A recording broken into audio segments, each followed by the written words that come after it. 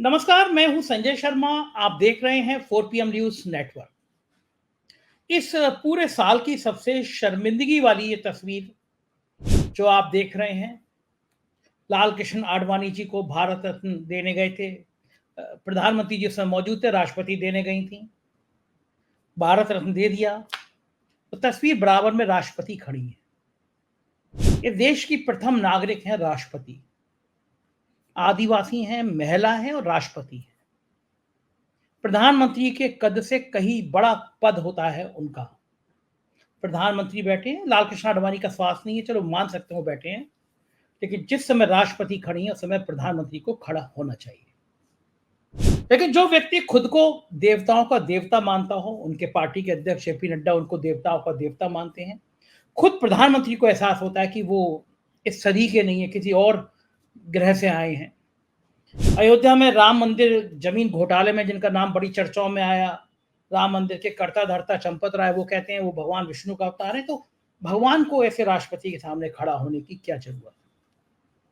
लेकिन क्या ये संदेश है इस देश की नारियों को, मातृ शक्तियों को, क्या देश के आदिवासियों को संदेश है कि प्रधानमंत्री इतने बड़े हो गए हैं कि कोई महिला अगर बराबर में खड़ी होगी, वो राष्ट्रपति क्यों ना हो, वो बैठे रहेंगे? क्या ये जरूरत से ज्यादा अति आत्म उत्साह है, आत्मविश्वास है, अपने आप को श्रेष्ठ मानने की परंपरा है, या कुछ और है?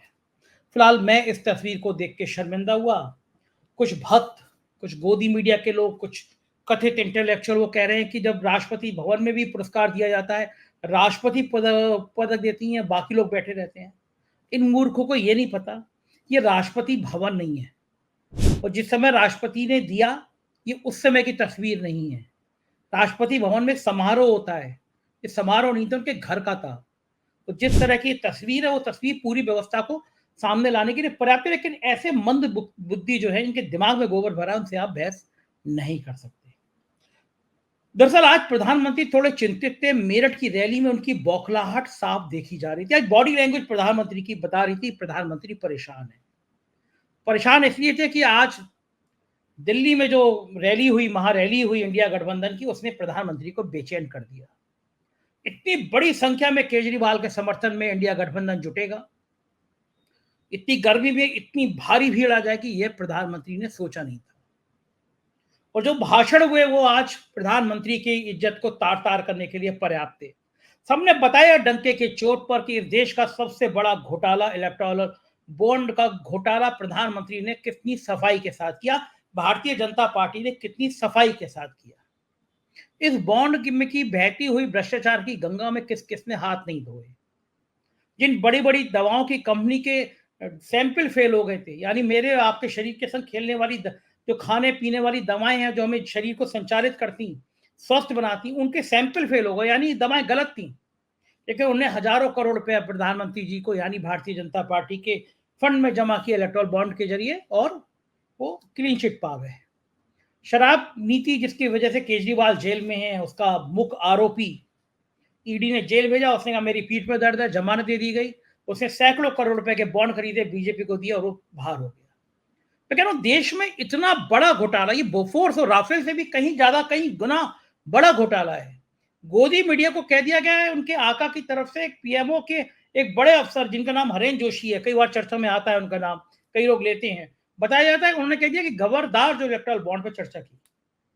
तो आज जो रामलीला मैदान में बिल्कुल तीर चल रहे थे, प्रधानमंत्री ने आहत कर दिया, प्रधानमंत्री को आहत हो गए वो।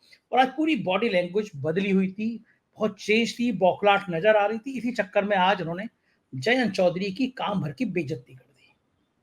पश्चिमी उत्तर प्रदेश में जो जयंत चौधरी का हाल हुआ, जयंत चौधरी ने भी सपने में नहीं सोचा था। मंच पर कोने में बिठा दिया गया, माला में जगह नहीं, एक हल था उसमें हल को पकड़ने के दूर हो कोई। मंच पे क्या क्या हुआ ये मैं आज आपको सुनवाता हूं। उस इलाके के एक बड़े किसान नेता पुष्पेंद्र सिंह से मैं बातचीत करूंगा, और आप खुद समझिए, खुद सुनिए कि क्या क्या हुआ जयंत चौधरी। और ये तस्वीर है पश्चिमी उत्तर प्रदेश की, जो बता रही है कि उत्तर प्रदेश में बीजेपी का हाल बुरा है। गाजियाबाद के प्रत्याशी है अतुल गर्ग, मुजफ्फरनगर के प्रत्याशी है संजीव बालियान, उन पे उनकी मारपीट की गई है, उन लोगों से उनकी गाड़ियां तोड़ दी गई। यानी भाजपा के प्रत्याशियों का अभी से यह हाल हो गया है। तो सोचिए क्या हाल होगा उत्तर प्रदेश में, जो ये सोच रहे हैं कि हम 70 पार 75 पार। हकीकत यह है कि पश्चिमी उत्तर प्रदेश में भी बैंड बजी हुई है। पूरा क्षत्रिय समाज पश्चिमी उत्तर प्रदेश का नाराज है और कह रहा है कि अगर योगी को बचाना है तो मोदी को हराना है। मतलब क्षत्रियों में संदेश है ये कि अगर सीटें ज्यादा आ गई तो योगी हटा दिए जाएंगे। और पश्चिमी उत्तर प्रदेश से जहां 6-6 7-7 मेंबर ऑफ पार्लियामेंट ठाकुर हुआ करते थे, एक भी ठाकुर को टिकट नहीं दिया गया। जिस सरकार में 6-6 मिनिस्टर हुआ करते थे, एक सिर्फ ठाकुर है। ये बात साफ हो रही है। लोग तो ये भी कह रहे हैं कि राजस्थान में भी इस तरह क्षत्रियों के नंबर काट दिए गए, यानी कुल 110-120 टिकट जो काटे गए शुरुआत में, उसमें 70-80 क्षत्रिय थे। ऐसी ग्रुप में कई में मैंने देखा है चल रहा है। फिलहाल चलता हूं पुष्पेंद्र सिंह जी के पास और आपको सुनवाता हूं क्या बीत रही है जयंत चौधरी के दिल पर। पूरा बातचीत सुनिएगा, बहुत मजेदार बातचीत है। चलिए चलते हैं पुष्पेंद्र जी के पास। उससे पहले रिक्वेस्ट, चैनल को ज्वाइन और सब्सक्राइब करना ना भूलें। चलिए पुष्पेंद्र जी के पास। 4PM न्यूज नेटवर्क में स्वागत है पुष्पेंद्र जी आपका। प्रधानमंत्री गए, आपके इलाके में गए, आप उस इलाके के प्रबुद्ध किसान नेता हैं, पढ़े लिखे किसान नेता हैं। मैं तो आपका सम्मान इसलिए करता हूं कि देश के बड़े बड़े अखबारों में आपके आर्टिकल छपते हैं, अंग्रेजी में, हिंदी में। प्रधानमंत्री गए तो मुझे बड़ी उम्मीद थी कि आज जयंत बाबू बहुत सारी घोषणा करा देंगे किसानों के पक्ष में। जयंत का बड़ा सम्मान होगा आज मंच पर। मैं कुछ कहूं उससे पहले मैं आपके मुंह से सुनना चाहता हूं। आपने वो तस्वीरें देखी हैं, पूरे पश्चिमी उत्तर प्रदेश में चर्चा का विषय बनी हुई हैं। जयंत चौधरी की इतनी फजीहत होगी किसी ने सोचा नहीं था। आप बताइए क्या चर्चा है उधर। आप चूंकि आप सुबह से आपके कई लोगों से बात हुई होगी, क्या सम्मान मिला? देखिए संजय जी, सबसे पहले बड़ी बात तो यह है कि जब प्रधानमंत्री जी वहां मंच पर आए तो वो जिस आत्मीयता से बाकी लोगों से मिल रहे थे, इनसे नहीं मिले। और एक दो बार भाषण के बाद भी और बीच में भी जब वो उठ करके इधर उधर गए तो उन्होंने बहुत ज्यादा तवज्जो, पहली बात तो इनको नहीं थी। दूसरा, जो सिटिंग अरेंजमेंट था उसमें भी प्रधानमंत्री बीच में थे और उनके लेफ्ट साइड में प्रदेश अध्यक्ष भूपेंद्र चौधरी थे, उसके बाद संजीव बालियान थे, उसके बाद ये जो है बैठे हुए थे। तीसरी बात ये थी कि जब माला, एक बड़ी वाली माला होती है जैसे हनुमान जो है, जिसमें प्रधानमंत्री बीच में रहते हैं और आसपास लोग माला पकड़ के खड़े रहते हैं, तो उसमें भी जिस प्रकार से वेस्टर्न यूपी के एक प्रमुख जो है दल, ये घटक एनडीए के राष्ट्रीय लोक दल है, तो उनके अध्यक्ष के नाते कम से कम वेस्टर्न यूपी में उस माला के भीतर ये चाहते तो इशारा करके उनको बुला सकते थे, लेकिन माला में भी उनको कोई स्थान नहीं मिला। और उसके बाद एक बीच में एक हल भी जो है प्रधानमंत्री जी को दिया गया, भेंट स्वरूप, लकड़ी का जो बड़ा सा हल होता है, तो उसमें भी जो है जो पकड़ाने वाले थे उसमें जयंत चौधरी कहीं नहीं थे। तो फिर भूपेंद्र जो चौधरी हैं, जो प्रदेश अध्यक्ष हैं भाजपा के यूपी के, उन्होंने इशारा करके इनको बुलाया तो इन्होंने थोड़ा सा हाथ टिका करके आगे कर दिया। तो इनकी स्थिति वो हो गई कि पहले ये खुद प्रमुखता से माला के अंदर रहते थे, जो भेंट इनको जब ये जाते थे, चाहे वो अपनी रैलियां हैं या जो इंडिया गठबंधन की रैलियां हैं उसमें प्रमुखता से बैठते थे, उठते थे, तो वो सारी चीजें जो है यहाँ नजारत थी। और आते जाते हुए भी बहुत बड़ा ध्यान, जिस तरीके से प्रधानमंत्री अपनी स्टाइल में आदमी को अपने औकात में लाके खड़ा कर देते हैं, वो किया उन्होंने। बहुत ज्यादा तवज्जो इनकी तरफ नहीं दी, ना इनका हाथ पकड़ा, ना इनसे जैसे आदमी आत्मीयता से दो चीजें पूछ लेता है। और जबकि आज चौधरी चरण सिंह जी को भारत रत्न देने के उपलक्ष्य में एक सम्मान समारोह और कम रैली वो थी, तो इस तरीके से तो इनका मंच पर तरी तरीके से जो है अपमान किया गया। अब ये इसको कैसे ही मानते रहे, लेकिन जो देखने वाले हैं, जिन लोगों से हमारी चर्चा हुई और जो वीडियो बाहर निकल कर आ रहे हैं, उससे बहुत स्पष्ट है कि इनको कोई तवज्जो वहां पर नहीं मिली। जी पुष्पेंद्र जी, एक गठबंधन का साथी ऐसा था जो हाथ हिलाते हुए फोटो खिंचाता था। उत्तर प्रदेश के पूर्व मुख्यमंत्री अखिलेश यादव गाड़ी तक छोड़ने आता था, उम्मीद से ज्यादा 7 सीटें दी। और एक गठबंधन का साथी ऐसी है जो माला में भी फिट नहीं होने देता। नीतीश कुमार को तो याद होगा, आपने, मोदी जी ने पकड़ के माला पहना दी थी। और जयंत चौधरी माला के कोने में भी नहीं आया। आप बताने, सीट भी दूसरी तरफ थी, हल के कोने में भी नहीं आया, तवज्जो भी नहीं थी। तो जो आपके इलाके के वो जो किसान हैं, जिनको उम्मीद थी, आज जो गए भी होंगे इस रैली में जयंत के साथ, इनको बड़ी उम्मीद रही होगी कि आज जयंत जी जो हैं वो प्रधानमंत्री से कुछ ना कुछ घोषणा करा देंगे। उनके मन में कैसे कुछ रिएक्शन मिले उनको? उनको क्या लग रहा है जयंत की इतनी बेइज्जती के बाद? देखिए, सबसे पहले तो वो चाहते थे और जैत भी ये चाहते रहे होंगे कि भाई मेरा स्थान, मेरी कुर्सी प्रधानमंत्री के बगल में लगे, तभी तो एक संदेश जाता। तो कुछ जाटों का और किसानों का तो रिएक्शन ये है कि ठीक रहा, इसके साथ यही होना चाहिए था, क्योंकि इसने जिस तरीके से पाला बदला, और जो ये कहते थे कि मैं चवन्नी नहीं हूं, मैं पलटता नहीं हूं, मैं पलटूंगा नहीं, और ये पलट करके वहां गए, तो इसको इसी तरह का बिहेवियर इनको जो इनके साथ होना चाहिए था, कुछ लोग तो ये कह रहे हैं। और बाकी जो लोगों को आशा थी, मैं आपको बताऊं कि बहुत अच्छा मौका जयंत चौधरी के पास था।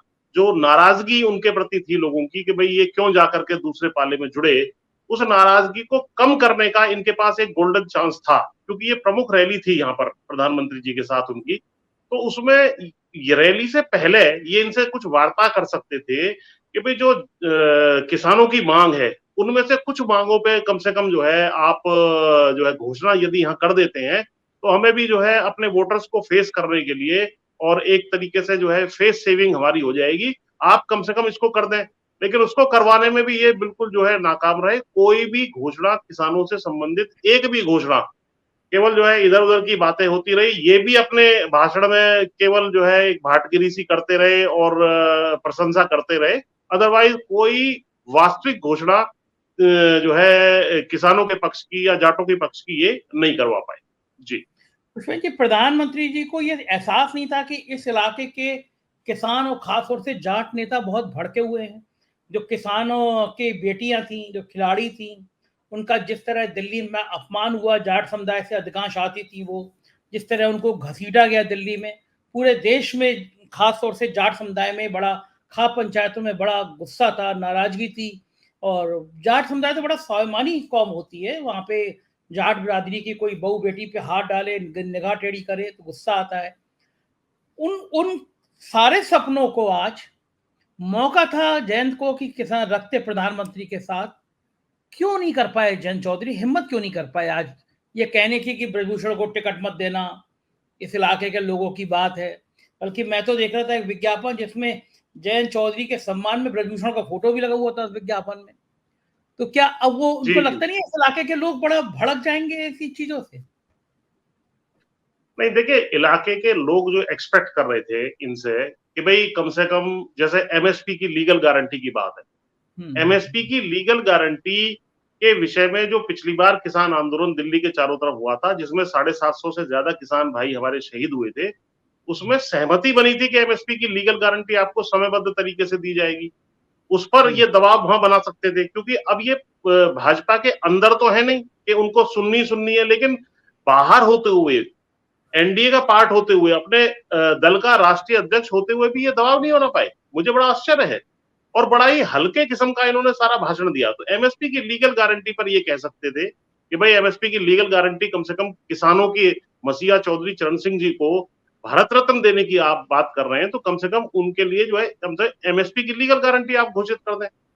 दूसरा, किसानों की कर्जे माफी की बात थी, उसके ऊपर कोई घोषणा करवा सकते थे। पीएम किसान योजना के विषय में प्रधानमंत्री जी ने कहा जरूर कि भाई पीएम किसान योजना है, और कुछ पैसे यहाँ पर भी, कई करोड़ रुपया यहाँ पे मेरठ के लोगों को, किसानों को मिला है। उसमें 5 साल में उसमें 6,000 रुपए जो मिल रहे हैं वो वहीं के वहीं है, जबकि सरकारी कर्मचारी का टीएडीए लगातार बढ़ता रहता है मुद्रा स्फीति के अनुसार। तो वो भी राशि कम से कम 12,000 घोषणा ये करवा सकते थे, वो मौका इन्होंने हाथ से गंवा दिया। जाटों को आरक्षण के विषय में पिछले 10 साल से स्वयं प्रधानमंत्री हो, चाहे नरेंद्र ये अमित शाह जी हो, या इनके बगल में जो बैठे हुए हैं, क्या नाम है, अपने संजीव बालियान जी हो, वो भी बार बार कहते रहे कि भाई जाटों को आरक्षण हम दिलवाएंगे, और मूछ का बाल रखा है हमने, जाटों का नमक खाया है, इस तरह की बातें प्रधानमंत्री जी करते रहे। उसके विषय में एक प्रश्न उठा सकते थे, हीरो ये बन जाते, उसको इन्होंने नहीं उठाया। अग्निवीर योजना, प्रधानमंत्री जी ने ये तो कहा कि हमने जो है 1 रैंक 1 पेंशन और वो सब चीजें की है, बड़ा अच्छा हमने भुगतान किया है।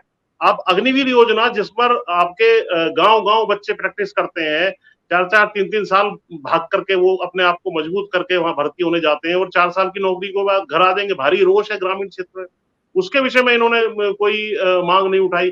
तो बहुत सारी ऐसी चीजें थी ग्रामीण क्षेत्र की। गन्ने के विषय में खुद इन्होंने एक रैली में अभी 2-4 दिन पहले कहा था कि भाई जो अब की बार 400 पार, तो गन्ना भी 400 पार होगा। तो कह देते कि भाई गन्ने का जो है सरकार बनने के बाद हम 30 रुपए का इसी सीजन में जो है बोनस जोड़ करके 370 + 3 400 रुपए देंगे।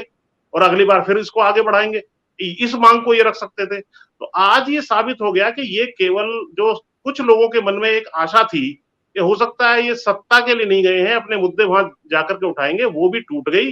भारी निराशा जो है पूरे पश्चिम यूपी के किसानों में भी, जाटों में विशेषकर है कि भैया ये केवल और केवल सत्ता की मलाई चाटने के लिए वहां गए थे और बिल्कुल दबके वो वहां खड़े हुए हैं। कोई ना इनका सम्मान है, ना इनकी कोई बात सुन रहा है, ना ये कोई मांग जिस वजह से किसान इनका साथ देता चला आ रहा है उसको मनवाने की स्थिति में। जी पुष्पेंद्र जी, आपके पीछे एक महान विभूति चौधरी चरण सिंह जी का फोटो लगा है। पूरा देश उनको सम्मान करता है, उनको याद करता है। एक ऐसा स्वाभिमानी नेता जो अपने दम पर पूरी पूरी बड़ी बड़ी सरकारों को हिला दिया करता था, सरकारें किसी की भी हों। आज उनके खानदान का एक वारिस, उसका पश्चिमी उत्तर प्रदेश में इस तरह अपमान हो रहा है। भारत रत्न दे भर देने से कोई काम नहीं चलता। असली किसानों की समस्याएं होती हैं, वही भारत रत्न होती हैं। आप उनकी मांगे मान लेते। क्या आज जयंत चौधरी को एक बार भी एहसास नहीं हुआ होगा कि वो किस विरासत से आते हैं, किस ताकत से आते हैं, और आज मंच पर जो उनके साथ हो रहा है वो केवल यही है कि भाजपा एक ऐसा समुद्र है जिसमें नदी मिलती है फिर नदी नहीं रहती। जो बीजेपी में गया फिर उसका यही हाल होता है। क्या ये संदेश आज संकेत मिला जयंत को? ये संदेश और संकेत भी मिल गया और आप ये समझ लीजिए कि पश्चिम यूपी में राष्ट्रीय लोकदल जो है एक बड़े दल के रूप में माना जाता है और उसका अध्यक्ष तो बैठा है प्रधानमंत्री से दूर और संजीव बालियान बैठे प्रधानमंत्री के ज्यादा पास। इससे पता लग रहा है कि कल को ये भी हो सकती है स्थिति, यदि, वैसे तो मुझे आशा नहीं है, ना विश्वास है कि इनकी सरकार बन रही है तीसरी बार, लेकिन अगर बाय द वे बन गई तो हो सकता है संजीव बालियान के नीचे इनको एमओएस बना दे, फिर इनका क्या स्थिति होगी। तो इनको तो इन्होंने अपना स्थान दिखा दिया कि भाई तुम संजीव बालियान से जूनियर हो, तुम पीछे बैठो जरा, मतलब साइड में बैठिए उसके, और आपको कोई माला में भी स्थान देने की हमें आवश्यकता नहीं है क्योंकि आप बहुत बड़ा वोटों का बैंक लेकर के या कोई प्रभाव यहाँ किसानों में नहीं डाल पा रहे हो, और ना ही जो बहुत ज्यादा आत्मीयता से हमें आपको मिलने की आवश्यकता है, क्योंकि आपको मालूम है कि प्रधानमंत्री जी की ये पुरानी स्टाइल है। एक जमाने में अडवाणी जी भी जब थोड़ा सा उनका विरोध किया था, उसके बाद एक रैली में थे तो उन्होंने उनको नमस्कार भी नहीं किया था, साइड से होकर के निकल गए थे। तो थोड़ा रिकॉग्निशन दिया, लेकिन जिस तरीके से आत्मीयता से ये दे सकते थे, एक संदेश दे सकते थे, विशेषकर चौधरी चरण सिंह जी के सम्मान में एक कार्यक्रम हो रहा है, उस दिन एक विशेष इनको तवज्जो दी जानी चाहिए थी, वो नहीं दी गई। और इन्होंने भी ये साबित कर दिया कि भाई मैं पलटने वाली चवन्नी भी हूं, मैं रीढ़ विहीन नेता हूं, मेरे अंदर कोई जो है रीढ़ की हड्डी नहीं है कि मैं मजबूती से कह सकूं कि भाई आज आप पावन धरा से घोषणा करें। ये कह देते खुद ही, कौन इनका माइक, अच्छा हाँ ये भी हुआ, 2 बार इनको पीछे से टोक भी दिया गया कि आप अपना भाषण शॉर्ट करिए, ये और एक इसमें बेइज्जती हुई। जी अच्छा, पीछे एक महिला वो जो हाँ घोषणा करने वाली थी वो धीरे से आई और पीछे से फिर उनको पीछे देख करके ऐसे करके देखना पड़ा और वो भी काम हुआ। तो अगर ये मजबूती दिखाते तो ये माइक पर क्लियर कह सकते थे कि जाट आरक्षण आपने वायदा किया है, आज मोदी जी घोषणा करने जा रहे हैं, आज एमएसपी की लीगल गारंटी की घोषणा मोदी जी यहाँ करेंगे किसान हित में, आज किसानों को कर्ज माफी की घोषणा करेंगे, आज अग्निवीर को निरस्त करने की यहाँ घोषणा करेंगे। ये कुछ भी नहीं करवा पाए। तो जनता में ये मैसेज चला गया है, किसानों में मैसेज चला गया है, जाटों में मैसेज चला गया है कि हमारे वोटों को लेकर के केवल इन्होंने सौदेबाजी की है, अपना भलाई जो है और मंत्री पद सुनिश्चित करने के लिए या सरकार में हिस्सेदारी लेने के लिए गए हैं। हमारे लिए तो इन्होंने कुछ भी नहीं किया। और चुनावी सीजन में, चुनावी सभा में अगर कोई घोषणा आपके पक्ष में नहीं हो रही है तो बाद में क्या गारंटी है। तो इसलिए बहुत निराशा जो है किसानों में, विशेषकर जाटों में, इनके आज के रवैये के प्रति है। जी बड़ी हैरानी बड़ी बात बताइए कि आपने मंच से भाषण देते देते टोक दिया गया कि शॉर्ट करिए आप इसको। जी जी जी बिल्कुल, उनको 2 बार टोका गया और जो है उसके बाद फिर एक बार पीछे देख करके इन्होंने कहा भी कि भाई कर रहा हूं। तो उस तरीके से इनके साथ स्थिति हुई है।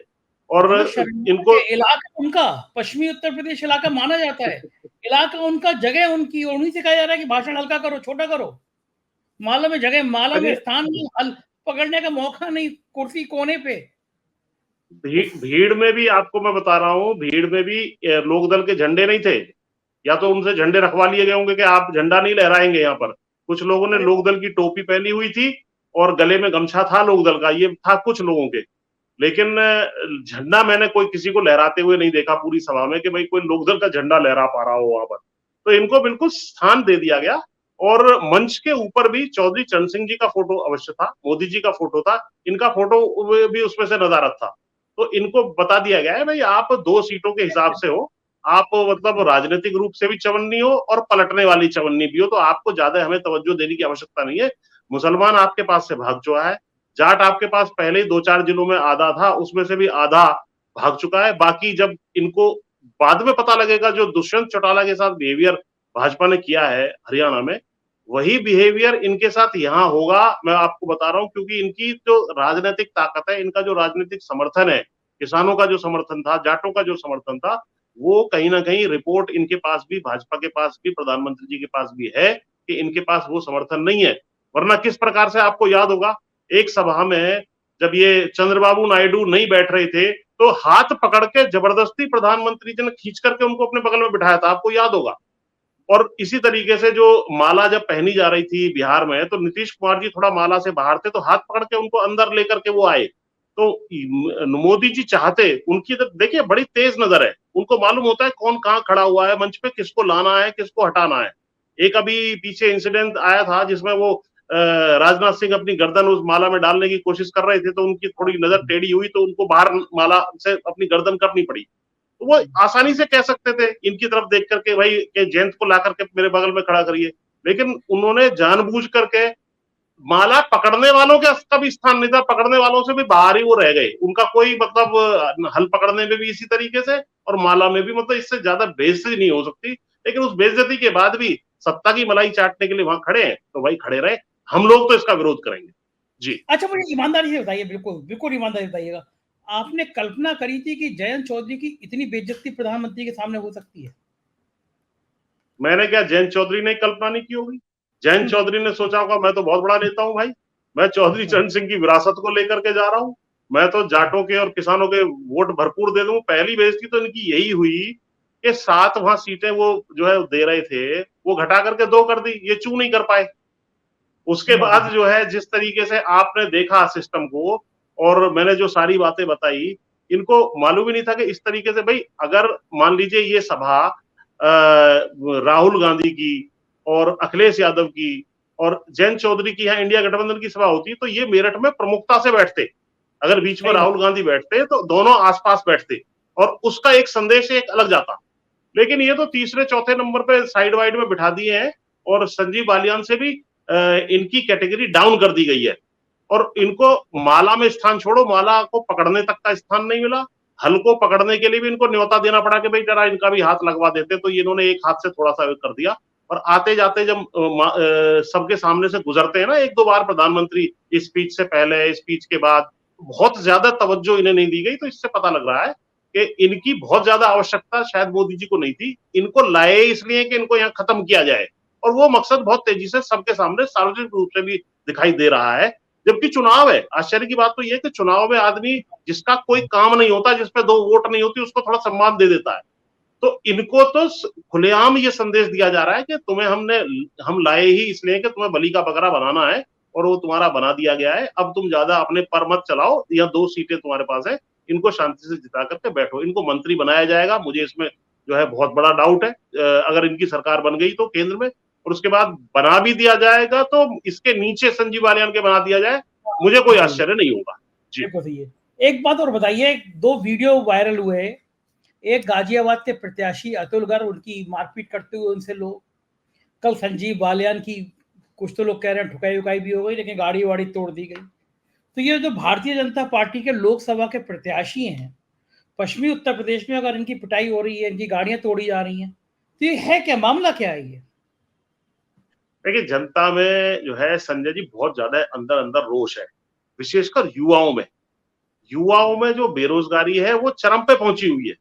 तमाम इंटरनेशनल लेबर ऑर्गेनाइजेशन की रिपोर्ट है, अन्य रिपोर्ट्स हैं, इनकी खुद की जो रिपोर्ट्स आती है सरकार की, वो बता रही हैं जो युवा बेरोजगार है, जो पढ़ा लिखा युवा भी बेरोजगार है, जो ग्रेजुएट है, पोस्ट ग्रेजुएट है, जब भर्तियां निकलती है तो आपने देखा होगा कि जो है थोड़ी सी कुछ हजार भर्तियों के लिए ही 50-50, 60-60 लाख जो है वहां पर एप्लीकेंट आ जाते हैं, पेपर लीक हो जाता है। तो युवाओं में भारी रोष है, युवाओं को लगता था कि 2014 के बाद हमारा स्वर्णिम युग आ जाएगा, हम जो है 2-2 करोड़ के रोजगार हमें मिलेंगे हर साल, और हम सब जो है अच्छी नौकरियों में जाएंगे। उसके बाद देखिए युवा का सपना क्या होता है, अच्छी नौकरी और उसका व्यवसाय चल जाए, उसके बाद वो अच्छी उसकी शादी हो जाती है। यहाँ शादियां नहीं हो रही हैं। जो ग्रामीण क्षेत्र में जो है स्थिति ये है कि बच्चों की उम्र जो 25 साल के थे वो 35 साल के हो गए हैं। बहुतों की शादियां नहीं हो गई हुई। और उसके बाद अब ये भर्ती वाला मामला और गले में फांस बन गया।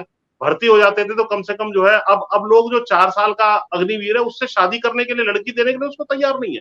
बोला ये 4 साल बाद यहाँ घर आ जाएगा तो हम इसका क्या करेंगे। तो ये स्थिति जो बनी है इसकी वजह से एक रोष है।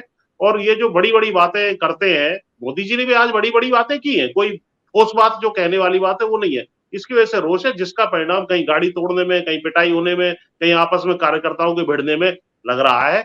और ये आगे भी आपको इसी तरीके से दिखाई देगा। जी। अच्छा, प्रधानमंत्री जी वहां पे कह रहे थे कि मैं भ्रष्टाचार के खिलाफ लड़ाई लड़ूंगा। आपको हंसी आई या नहीं आई? पिछले दिनों में जितने भ्रष्टाचारी थे उन पे ईडी के नोटिस दे दे के वापस बुला दिया गया, एंट्री करा दी गई। जो बॉन्ड का मामला, इलेक्टोरल बॉन्ड का मामला आया, उसमें साबित हो गया कि दुनिया का सबसे बड़े भ्रष्टाचारों में से एक भ्रष्टाचार होगा जो सत्ता जनित भ्रष्टाचार है। मतलब यहां तक कि पुष्पेंद्र जी, जिन दवाओं की कंपनियों के ड्रग्स फेल हो गई थी, दवा कंपनी के सैंपल फेल हो गए थे, उन्होंने भी सैकड़ों हजारों करोड़ रुपए चंदा दे दिया बीजेपी को, उन पर कोई कार्रवाई नहीं हुई। इनकम टैक्स का नोटिस, ईडी का नोटिस आया, भ्रष्टाचार के खेल में शामिल हुए वो व्यक्ति, इलेक्ट्रॉल बॉन्ड खरीदा, करोड़ों रुपए बीजेपी को, वॉशिंग मशीन में धुल के साफ।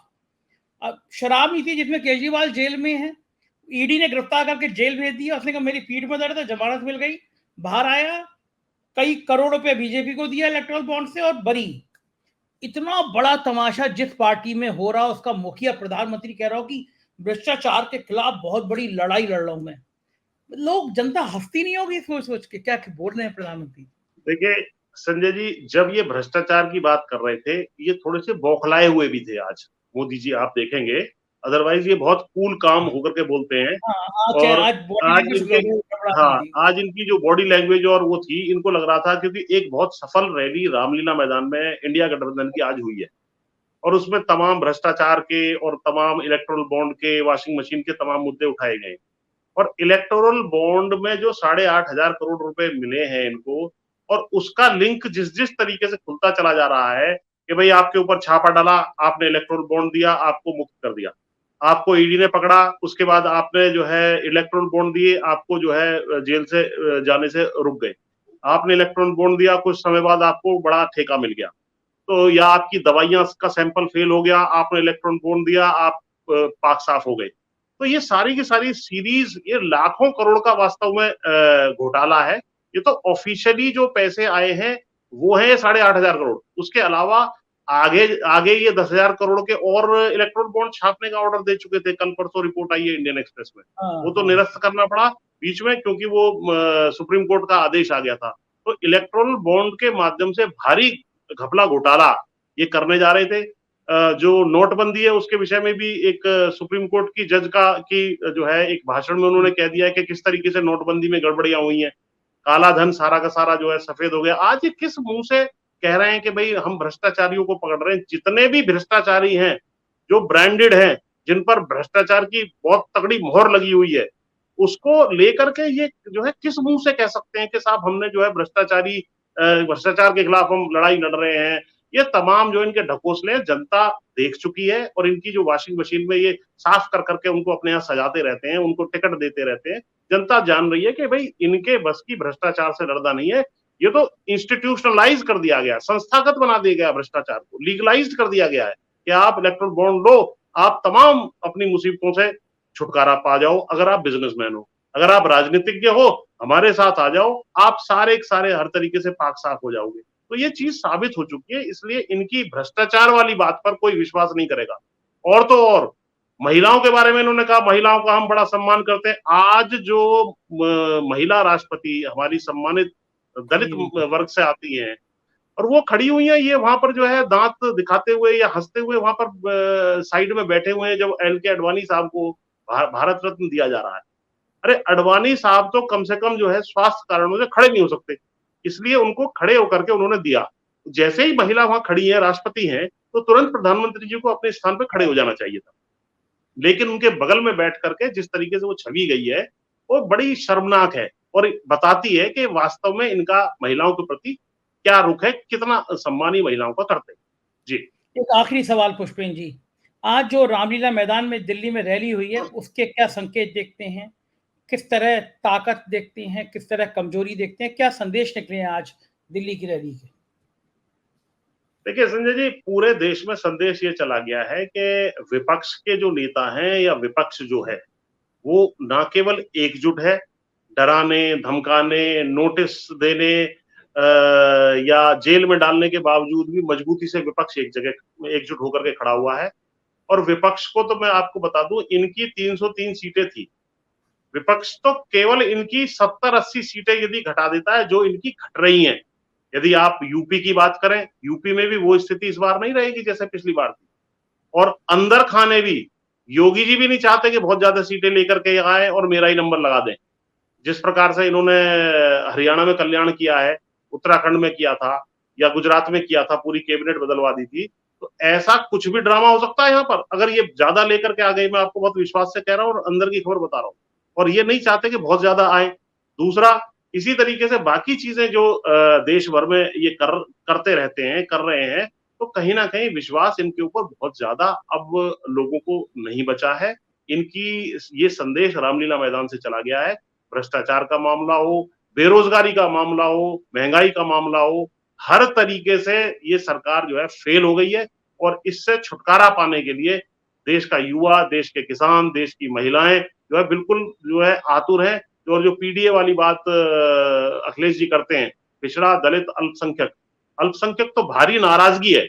अब आप बताइए, कल की घटना आपने देखी होगी, जब उनको जो मुख्तार अंसारी को, भाई वो कैसे व्यक्ति थे, नहीं थे, हम उसमें नहीं जाना चाहते, लेकिन एक किसी भी व्यक्ति का चाहे वो कुछ भी रहा हो, उसको एक डिग्निफाइड तरीके से उसको उसका अंतिम संस्कार करने का उसका अधिकार है।